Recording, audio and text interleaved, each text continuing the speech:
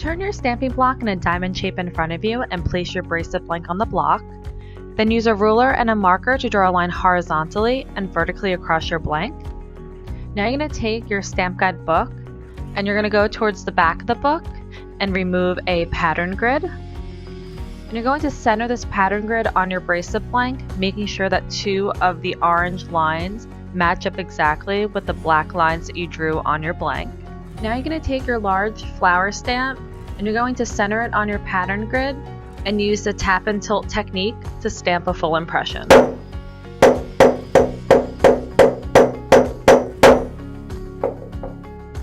Next, take your petal stamp and you're going to use the lines and circles as guides, and you're going to stamp this design around your large flower.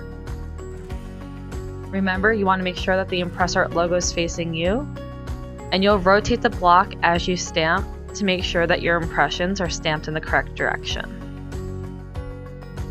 Next, take the small flower stamp and again use the lines and circles as guides to stamp this design around and in between your impressions.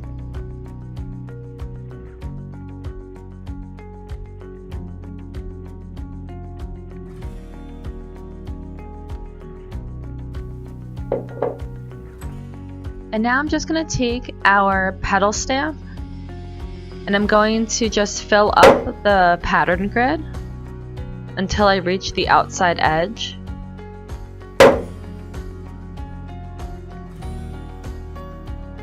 And remember that you are the designer, so use your creativity and any other inspiration to stamp your own unique pattern on your bracelet.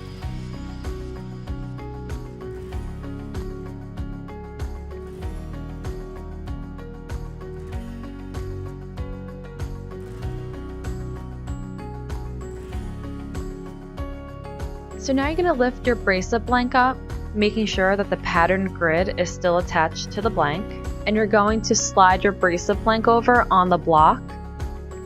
Then you'll take another pattern grid out of your stamp guide book, and you're going to adhere this pattern grid onto your bracelet blank, making sure that the grids connect. And you're just going to stamp the same symmetrical pattern on this grid as you did your first grid.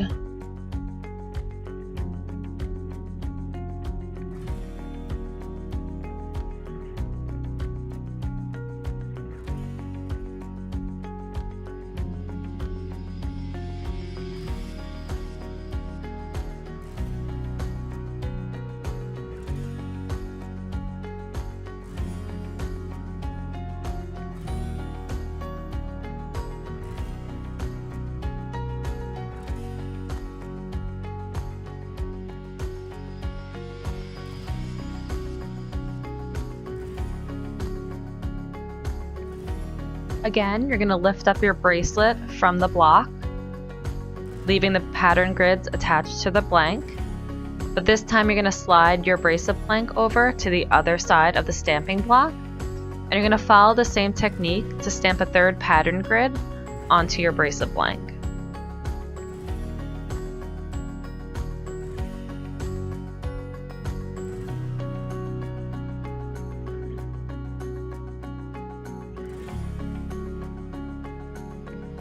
After you're done stamping, you're just going to remove your bracelet blank from your stamping block, as well as the pattern grids from your bracelet blank. Take a paper towel with a little bit of rubbing alcohol on it to remove the marker from the bracelet blank, as well as any remaining pattern grid stuck inside the impressions. Then take your green stamp enamel marker and highlight your impressions, and you'll wait 3 to 5 minutes, give or take, until the enamel dries completely.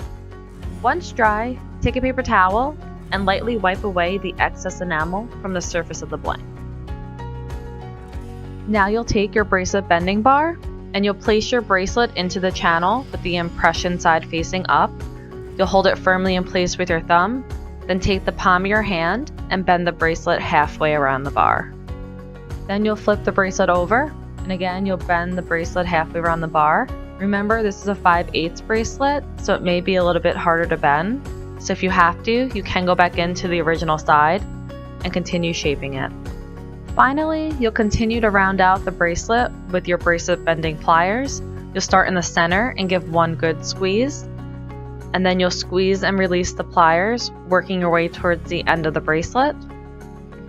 Flipping the bracelet over, following the same technique until your bracelet is a nice round circle.